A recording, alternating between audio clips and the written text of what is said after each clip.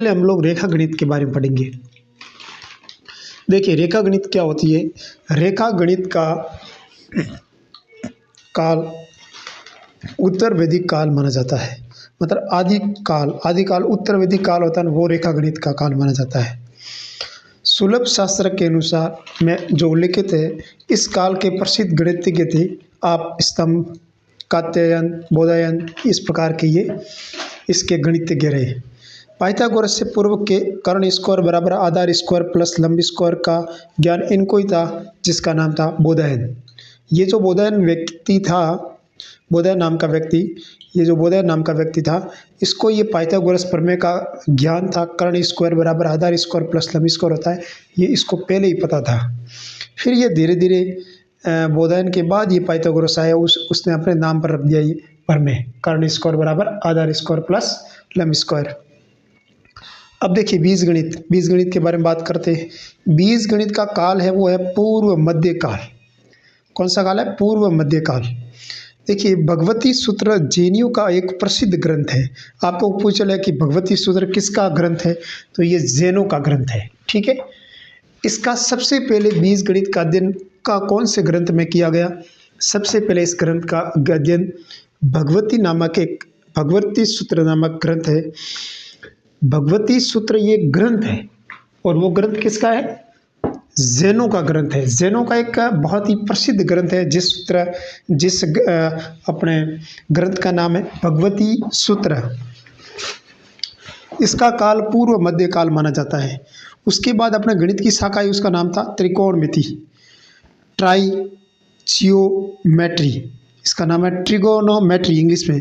Try का मतलब था तीन, जियो का मतलब होता है भुजा, मेट्रोस का मतलब मापना। अगर मैं तीनों भुजाओं से घिरी हुई बंद आकृति समकोण त्रिभुज के बारे में कोई अध्ययन करता है, तो वो अपने त्रिकोणमिति अध्ययन करता है। समकोण त्रिभुज इसमें सम्मिलित होता है। त्रिभुज की सर्वसमीका हल की जाती है। इसका खोज किसने किया? हिप्पारस नाम का व्यक्ति था, उसने इसकी खोज की थी। किसकी खोज की थी? त्रिकोणमिति जो शाखा है उसकी खोज की थी हिप्पारस नाम के व्यक्ति ने। अगला आएगा हमारे त्रिकोणमिति की शाखा, उसका नाम है मैट्रिक्स। उस मैट्रिक्स की खोज किसने की? तो देखिए मैट्रिक्स की खोज हमारे की थी, मैट्रिक्स की खोज करता है श्रीमान जॉन फ्रॉयड एकेनवाल नामक के व्यक्ति थे। जॉन फ्रॉयड एकेनवाल, इसका आप नाम याद रखें, जॉन फ्रॉयड एकेनवाल। ठीक है, इसके प्रसिद्ध ग्रंथों की अगर बात करें तो इसका प्रसिद्ध ग्रंथ, पहला ग्रंथ है आर्यभट्ट। प्रसिद्ध वैज्ञानिक की अगर बात करें तो पहला वैज्ञानिक का नाम आता है आर्यभट्ट। ठीक है, मैट्रिक्स की खोज की थी एकेनवाल ने, याद रखना। आर्यभट्ट के बारे में बात करेंगे तो आर्यभट्ट कहाँ के थे? कुसुमपुर, बिहार के रहने वाले थे। सबसे पहले इसका नाम याद रखें, ये कहाँ के रहने वाले थे, ये चीज़ याद रखें। तो ये रहने वाले थे आपके कुसुमपुर, बिहार के रहने वाले थे। इसके प्रसिद्ध पुस्तक का नाम था आर्यभट्टियन पुस्तक, इसके ग्रंथ का नाम था। सूर्य केंद्रित सिद्धांत था ये। सूर्य को केंद्रित मानते हुए इसने अपना सिद्धांत प्रस्तुत किया था, और इसकी बुक का नाम था आर्यभट्टियन। और ये आर्यभट्ट कहाँ के रहने वाले थे? कुसुमपुर, बिहार के रहने वाले थे। ये गणित के प्रसिद्ध व्यक्ति थे, इसीलिए इसका जगह आपको पूछ सकते हैं कि कहाँ के रहने वाले थे। पृथ्वी और अन्य ग्रह सूर्य के चारों ओर वृत्ताकार पथ में चक्कर लगाते हैं, इसे शून्य सिद्धांत भी कहा। शून्य सिद्धांत किसने दिया? कोई पूछ ले तो आर्यभट्ट ने दिया था। ठीक है, और उसने कहा कि सूर्य के चारों ओर जो ग्रह चक्कर लगाते हैं, तो इस सिद्धांत को इसने बताया शून्य सिद्धांत। आर्यभट्ट ने पाई का शुद्धतम मान ज्ञात किया 3.1415। पाई बराबर कितना होता है? 22/7। ये 22/7 पाई का मान किसने दिया था? आर्यभट्ट द्वितीय ने दिया था। भारत ने अपना प्रथम कृत्रिम उपग्रह आर्यभट्ट को समर्पित किया था। भारत ने अपना प्रथम कृत्रिम उपग्रह आर्यभट्ट को समर्पित किया था। अरबी लोग आर्यभट्ट को अजरमर के नाम से जानते हैं। तो अरबी भाषा के लोग थे, वो इस आर्यभट्ट को अजर अमर के नाम से जानते थे। ठीक है नहीं, मतलब आर्यभट्ट बहुत फेमस आदमी था। अगला है ब्रह्मगुप्त के बारे में। देखिए ब्रह्मगुप्त कहाँ के रहने वाले थे? ब्रह्मगुप्त हमारे भीनमाल के रहने वाले थे। भीनमाल के रहने वाले थे ब्रह्मगुप्त, और भीनमाल के रहने वाले थे ब्रह्मगुप्त। भीनमाल जालोर में आया हुआ है, और ब्रह्मगुप्त ने अपना सिद्धांत प्रस्तुत किया। उस बुक का नाम था ब्रह्म स्फुट सिद्धांत। ठीक है, ब्रह्म स्फुट सिद्धांत दिया था ब्रह्मगुप्त ने, और उसने ब्रह्मगुप्त नामक वैज्ञानिक ने शून्य को परिभाषित किया। शून्य के बारे में उसने समझाया कि शून्य क्या होता है, मतलब खालीपन। एक में से एक गया, बीच कितना रहता है? 0। और स्थानीय मान की खोज किसने की थी? सबसे पहले आर्यभट्ट नामक व्यक्ति ने की थी स्थानीय मान की खोज। और चक्रीय चतुर्भुज का क्षेत्रफल होता है √S - A S - B S - C S - D, ये होता है। ये भी सूत्र सबसे पहले किसने ज्ञात किया था? आपके ब्रह्मगुप्त ने ज्ञात किया था। उसके बाद हमारे वैज्ञानिक आए, भास्कराचार्य द्वितीय नाम के वैज्ञानिक आए, जिसने गणितात्मक सिद्धांत प्रस्तुत किया। और न्यूटन से पूर्व ही पृथ्वी को गुरुत्वाकर्षण का इसे ही ज्ञान था। अगर न्यूटन से पूर्व अगर बात करें तो अगर पृथ्वी के बारे में किसी को नॉलेज था तो वो एक आदमी को नॉलेज था, उसका नाम था भास्कराचार्य द्वितीय। भास्कराचार्य द्वितीय ने धनिकात्मक सिद्धांत प्रस्तुत किया। अंकपारा सिद्धांत के प्रतिपादक माने जाते हैं। ये विश्व प्रसिद्ध पुस्तक सिद्धांत शिरोमणि के रचयिता थे। और ये चीज़ आप ध्यान रखना, सिद्धांत शिरोमणि के रचयिता कौन थे? ये बुक का नाम आपके आ सकता है किसी भी एग्ज़ाम में, और ये बुक बहुत ही बाहर आया हुआ है कोई भी एग्ज़ाम में। भास्कराचार्य द्वितीय की बुक है ये। और इसके अंदर कितने भाग थे, ये कितने भाग थे ये भी पूछ सकते हैं। ये बुक इतनी इम्पोर्टेंट है। और इसके अंदर भाग कितने थे? 4। पहला भाग था लीलावती पाटीगणित, लीलावती पाटीगणित। दूसरा भाग था बीज गणित। तीसरा भाग था गोला अध्याय। चौथा भाग था ग्रह गणित। 4 गणित, ये नाम भी आप याद रखना। पहला भाग लीलावती, दूसरा भाग बीज गणित, तीसरा भाग गोला अध्याय, और चौथा भाग है ग्रह गणित। कुल मिलाकर ये सिद्धांत शिरोमणि के कितने भाग थे? 4 भाग। और ये बुक किसकी है? ये है भास्कराचार्य द्वितीय की बुक है। ठीक है, अगला हमारे वैज्ञानिक आया जिसका नाम था महावीराचार्य। ठीक है, महावीराचार्य की पुस्तक का नाम बहुत ही इंपॉर्टेंट है। ये पुस्तक का नाम है गणित सार संग्रह, यानी गणित का ग्रंथ। नाम था गणित सार संग्रह।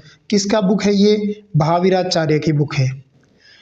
और एक आपने वैज्ञानिक आया उसका नाम था श्रीधर आचार्य। त्रिशतिका नामक ग्रंथ था, त्रिशतिका नामक गणितीय ग्रंथ इसने प्रस्तुत किया। और इसने अपना द्विघात समीकरण ये दिया था -b + (b² - 4ac/2), ये श्रीधर आचार्य ने दिया था।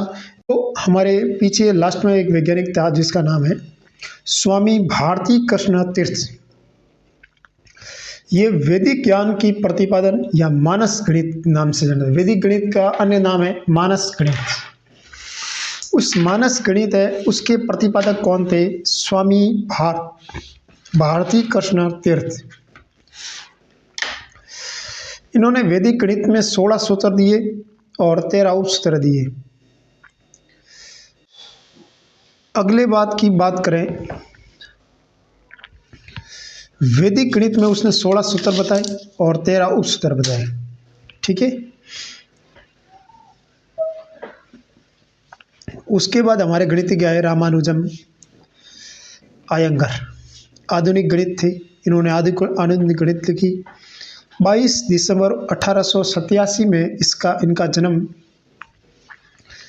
तमिलनाडु में एक स्थान इरोदा में हुआ। तमिलनाडु के इरोदा में हुआ। जिनका जन्म कब हुआ? 22 दिसंबर 1887 में। महान गणितज्ञ थे, इसीलिए इनके जन्म दिवस के अवसर पर गणित दिवस मनाया जाता है। जादुई वर्गों की खोज की इन्होंने। समान संख्या में समान संख्या का भाग देने पर 1 प्राप्त नहीं होता। उन्होंने एक उदाहरण दिया 0/0, यानी 0/0 का मान 1 नहीं होता है। अर्थात अपरिमित संख्या प्राप्त होती है, इसे परिभाषित किया जाना संभव नहीं होता है। इन्होंने थीटा फंक्शन की खोज की।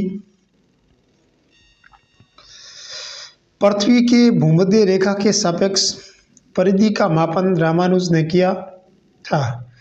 पृथ्वी के भूमध्य रेखा के सापेक्ष जो परिधि होती है, इनका मापन रामानुजन ने किया। ध्यान रखना ये चीज़, थीटा फंक्शन की खोज किसने की? रामानुजन ने की। अगली अगर बात करें तो हमारे समान संख्या में समान संख्या का भाग देने पर 1 प्राप्त नहीं होता है, अतः ये एक अपरिभाषित संख्या प्राप्त होती है, इसे थीटा फंक्शन कहते हैं।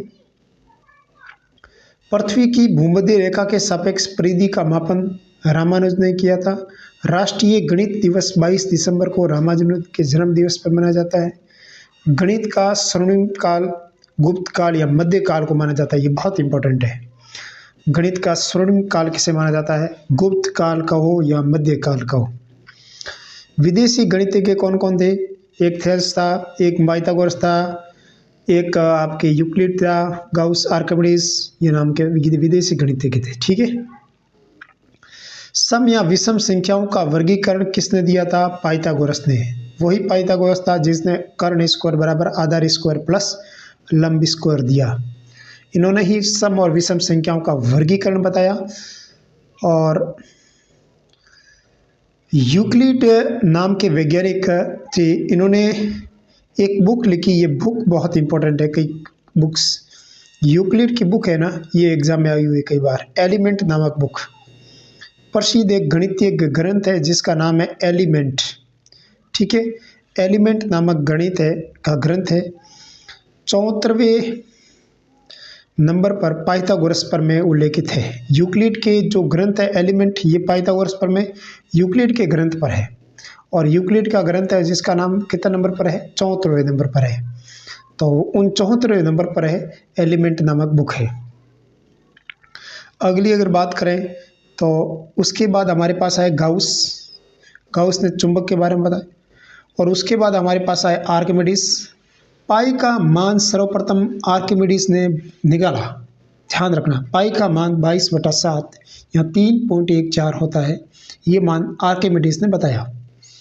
गणित का अर्थ या परिभाषा, उसके बाद हम लोग आगे एक नया चैप्टर आ जाएगा, नया टॉपिक आ जाएगा गणित की प्रकृति, गणित के बारे में, ये हम लोग अगले अध्याय में पढ़ेंगे। आज हमने वैज्ञानिकों के बारे में पढ़ा। तब तक के लिए धन्यवाद। देखिए ये बहुत ही इम्पोर्टेंट चीज़ है, आप एक बार इसको देख सकते हो। रेखागणित के बारे में हमने पढ़ा। सबसे पहले सुलभ गणित का उल्लेख है, इसके बारे में पढ़ा हमने। और उसके बारे पाइथागोरस के बारे में पढ़ा, बोधायन के बारे में पढ़ा। बीजगणित का काल कौन सा है? काल पूर्व मध्य काल है। भगवती सूत्र कहाँ किसका ग्रंथ है? जैनियों का ग्रंथ है। ये कौन से किसके अंदर हुआ? बीजगणित के आधारित है। त्रिकोणमिति मतलब ये समकोण त्रिभुज के बारे में बताता है। मैट्रिक्स की खोज की थी जॉन हैकेनवाल ने की थी। आर्यभट्ट के बारे में कुसुमपुर विहार करने वाले सूर्य केंद्रित ग्रंथ का प्रतिपादन किया था। पृथ्वी पर अन्य ग्रंथों के चक्कर लगाते इस प्रकार ये बताया था। पाई का मान 22/7 होता है, इसका बारे आर्यभट्ट ने बताया था। तो एक्चुअली शुद्धतम मान आर्यभट्ट ने ही ज्ञात किया था। ठीक है। और कृत्रिम गेट, ये भारत ने अपना एक प्रथम कृत्रिम उपग्रह आर्यभट्ट को समर्पित किया था 1975 में। और अरबी लोग आर्यभट्ट को अलग नाम से पहचानते, अजरमर। ठीक है। और ब्रह्मगुप्त के बारे में भीनमाल के रहने वाले थे। ब्रह्मगुप्त सिद्धांत दिया था। जीरो की खोज की, स्थानीय मान के बारे में बताया, चतुर्भुज के बारे में बताया। भास्कराचार्य ने धनिकात्मक सिद्धांत का प्रतिपादन किया। ये बहुत इंपॉर्टेंट चीज़ है। धनिकात्मक सिद्धांत किसने दिया? भास्कराचार्य द्वितीय ने दिया था।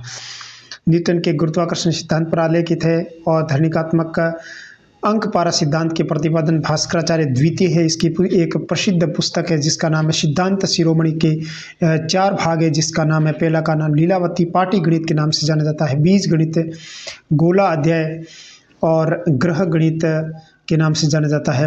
महावीराचार्य ने गणित सार संग्रह या गणित का एक ग्रंथ है वो प्रतिपादन किया। श्रीधर आचार्य ने अपने त्रिशतिका नामक ग्रंथ प्रतिपादन किया और उसके बाद है स्वामी भारती कृष्ण तीर्थ ने वैदिक गणित के प्रतिपादन या मानस गणित के नाम से जाने जाते हैं और उसका प्रतिपादन किया। रामानुज अयंगर ने आधुनिक गणित का प्रतिपादन किया 22 दिसंबर 1897 में। इरोदाई जो तमिलनाडु के जादुई गणित वर्गों के बारे में खोज की है, एक बार आप देख लेना। उसके बाद हम लोग बहुत ही आगे की तरफ पढ़ेंगे।